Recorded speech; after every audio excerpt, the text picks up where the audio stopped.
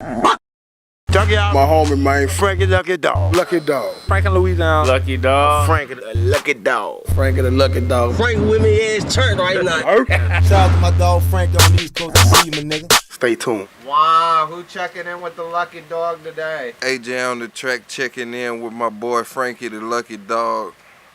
Chilling on this nice Friday. Got it raining, but we still out here, you know. Yeah, so Frankie the Lucky Dog. So talk about your first experience or time hearing Frankie the Lucky Dog. My first time hearing the Frankie the Lucky Dog was probably years ago. Before I even knew who you were dropping videos on YouTube of Louisiana artists, all types of underground stuff that not too many people really had, and if you did have it, you really were a real fan of Louisiana music. So I could say you've been dedicated for years to Louisiana's fan base. And another thing, when I first heard that you were reviewing my music, when I found out, I was really, really excited because he was only one of the only ones doing it. So shout out to you. Shit yeah. Yeah, now you literally are one of the youngest producers out there right now. You are only 21. Yeah. So talk about how you decided to pick it up at such a young age. I started producing when I was like 8 years old. FL Studio 7 was on my cousin's computer, and he was sampling and stuff and making beats. And he decided to, I guess, just show me.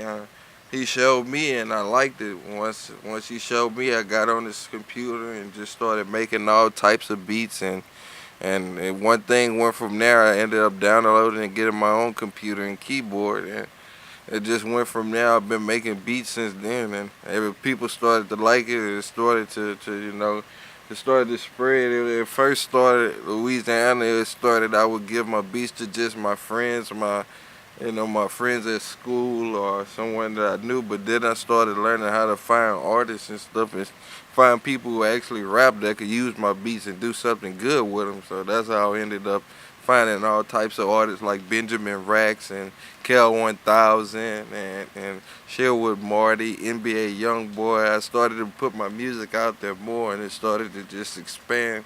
More and more people started hitting me up. So now I'm just to the point now to where I'm running my online business. Most definitely. And yeah, you actually collaborating with the Lucky Dog, aka Frank Calhoun. Most coming def. up, that numerically lyrical. Oh, So yeah. talk about, that we just wrapped up the production. Oh of yeah, that. me How and did that Frankie. go?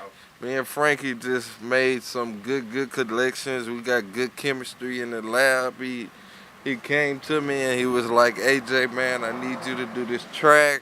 I'm not sure, but I know it's 32 bars. I got it roll. Let's do it. So he came to me.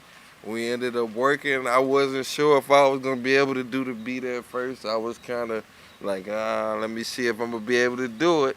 But then I ended up getting on there with just one thing to the next. I ended up making it, and it was better than I expected. We ended up getting that done in less than 30 minutes. And now we here doing what we doing now. We at the interview, baby. Most definitely. Can't wait to get the completion process of that and drop it. Most def. Hopefully real soon. Most def. Talking about this interview right here, how does it feel to be interviewed by the Lucky Dog? It's good, man. I appreciate you for coming out here and taking the time to actually do that. A lot of people down, we don't get the exposure we need. We're missing the platform. We have people around, but we don't have no platform to really get our artwork out there. So I appreciate you for doing that. That's 100 on your part, man. 1,000 like Cal on our part. Mm-hmm. And my part, you feel me? Mm-hmm. And we just keeping it going. What do you see as far as the future of Baton Rouge? I know we talked behind the scenes about, just people need to be a little more organized, or people need to kind of build their trust. Yeah. In part of, trying to succeed for the underdog. Right. I feel like Baton Rouge has to get away from, the violence. We have a little too much going on to where people rather, fight with each other instead of working and coming together and being organized. We can't move on as a team until we stop treating each other like You know, like we don't matter. We gotta start doing things in a more fashionable manner and being more respectful. People don't look at you until you blow down here. That's one of the biggest problems down here, because a lot of talent is looked over just because an artist is acting big-eyed, or he might not want to work, or he might not even like to respond. He might not even respond to DMs. Just little simple stuff that could keep artists from. We could make something good, but since you don't respond, it never get done. So we could be way further if people would just start to get along in the city. And that's what I'm trying to do. You know, I'm trying to get 16 rappers from BR that I kind of grew up around during the times of, a decade and a half ago. And I want to get them to just spit 2 bars, something simple, but to collectively come together. Right. Calling it BR Unity.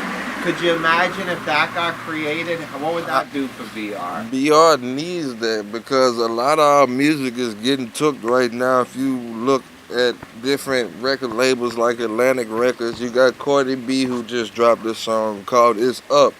And she's taking slangs that we've been had. Louisiana been using this type of language and vocabulary, but because we don't have the platform, or we don't get the respect that we need, it's not getting seen. So we need to start coming together and repping for ourselves. We can't say that, oh, they not doing nothing or not showing us. We got to start taking accountability for what we doing and start saying, hey, well, let us get together and do this for us so we can see what happens. And there, we could go from there. Definitely. And, I just gonna keep pushing to try to make it happen. It's my goal. And if I'm meant to be legendary, I will succeed. And speaking of legendary, how would you define me as legendary? What makes me legendary? I feel your sympathy, your compassion, and your heart makes you legendary. Not too many people take the time to come out and look and do the things that you're doing. I really respect that. That makes you legendary, man. That's what defines you from other people, by you actually coming and taking the time to, interview me or even other people, or just taking the time to come to the city in general, That's what's up, bro. Shit, yeah. And, I definitely gonna keep it coming. And, you put a name out there for yourself, and there's people like me that kind of put a lot of raw passion into it, and you try to, get discouraged at times, but you never give up. You feel me? Mm-hmm. And I'm glad that I could, push that onto you, that you'll keep pushing, and you'll be the 90s baby in your 30s, before you know it. Right. That's how I am the 80s baby in my 30s. Right. Just keep pushing. I love generating success. Mm-hmm. So that's just what I want to do for the underground of Baton Rouge. Most definitely. Generate the success. I appreciate that, bro. Most definitely.